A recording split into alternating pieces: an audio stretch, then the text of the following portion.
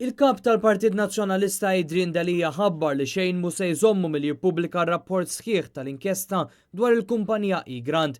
Dan wara li jieħu parir legali u jiżgura li l-pubblikazzjoni sħiħa tar-rapport tkun fl-interess tal-poplu Malti u Awċi. Waqt messaġġ li wassal fuq net television, Adrian Delia fisser il-ġudizzju tal-Qorti bħala rebħa kontra l-kriminalità organizzata. Adrian Delia tenna mill-ġdid it-talba r-riżenja tal-Avukat Ġenerali Grek li jinsab ħadd li kiser l-Kostituzzjoni li suppost jipproteġi. U għajlu snin jonqos milli jagħmel dmiru, illum mhux qed iġor biss errors of omission.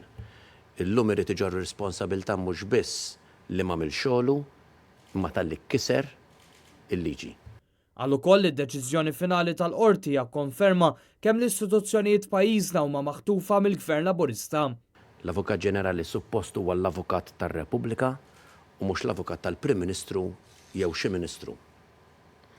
L-Uffiċċju tal-Avukat Ġenerali suppost qiegħed hemm biex iħares l-interess ta' kull wieħed u waħda minna u mhux biex jipproteġi l-interessi partiġani kif ġara f'dan il-każ.